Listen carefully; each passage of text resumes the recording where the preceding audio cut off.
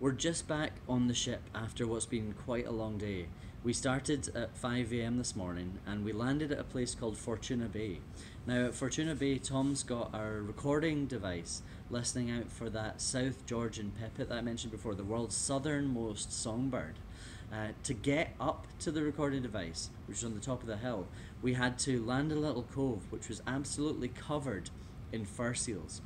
Now, fur seals were the first big industry down here in South Georgia in the 1800s. They were hunted in their masses, hundreds of thousands of them, hunted for their fur and their oils. But now that that's been outlawed, they're back, and they're back in force. They're everywhere. Every beach, every cove you see, they're all around. In the water, they're jumping around. It's fantastic to see. But they are actually a little bit feisty. Even the little pups, which are about this size, will come and have a go at you as you go past them. It's a bit more serious when it's the larger bulls. In fact, Tom got bitten quite badly by one of them in his upper leg, so he's extra careful around them now. That was a couple of years ago, and I've seen the scars and they're pretty bad.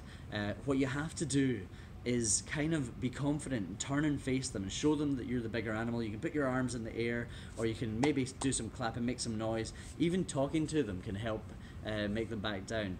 Tom actually swears by singing to them. I'm not sure if that's what got him bit in the first place, but maybe it is. But we managed to get through them, and then we climbed up the steep tussock grass hill face, and we got to the audio recording device where we managed to check it was all good and waterproof. We changed out the batteries so it'll last another year, and we put new SD cards in and collected the old data on the old SD cards. After that, we set off on a 6-kilometre hike from Fortuna Bay across to the old whaling station at Stromness. Now, this is actually the last leg of a similar hike that Ernest Shackleton made when he crossed the entire island from the south to the north across the mountains after rowing all the way from the Antarctic Peninsula to save his men who were stranded there. I can't imagine the elation and the pure relief he would have felt when he stood on top of those hills and looked down on Stromness and saw the whaling station there. It was quite a beautiful sight when we saw it this morning, but I just can't imagine what he'd been through and what he felt like when he got down there. Once we got down there, we went to another recording device, again for the South Georgian pipit that Tom had down there. Again, fighting through the fur seals, climbing up the tussock grass, but I'm getting quite used to it now, and it's actually quite fun. And we managed to change out all that, and that was all good.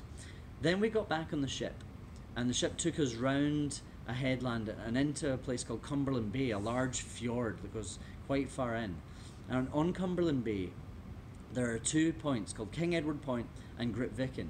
Now, Grytviken is actually the capital, as it were, of South Georgia. It's where the largest base is, and it's where the old whaling station, the base of the old whaling operations was. There's still about 30 people between Grytviken and King Edward Point. They're about a mile apart and there's a road between them. King Edward Point's where the research station is, and there's a lot of people, even from the South Georgian government officials. There's other people working in a museum and for the South Georgia Heritage Trust at Grytviken. So we got to meet all them, and they showed us the museum, the whaling station, the post office where I was able to post a postcard off to my mum and dad, so hopefully that'll arrive in a few weeks or months. I don't know how long it'll take. There's even a church there, and just down the bay from the church is a cemetery, and in the cemetery is where Sir Ernest Shackleton is buried. So we went there to pay our respects. He didn't die on South Georgia, but he was his wife said that he would have liked to be buried down here, and it is a really fantastically beautiful setting. If you're going to be buried anywhere, this is one place that wouldn't be too bad. After that, we got back on the ship, and before going to bed, I was treated to something very special. I actually saw the southern sky in its full glory for the first time in my life, which was amazing. Being a former astrophysicist, having learned a lot about the southern sky, I'd never actually seen it before. But we went up right on top deck and had a look, and even gave a night sky tour to some of the passengers, showing them how to find where due south is, showing them the Milky Way galaxy and the large and small Magellanic Clouds, and seeing Orion, the constellation that I'm so familiar with from growing up and from the Northern Hemisphere, completely upside down. It was quite special.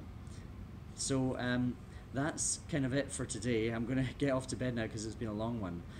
Tomorrow we're going to head further down the coast and see some penguin colonies and take care of some cameras there.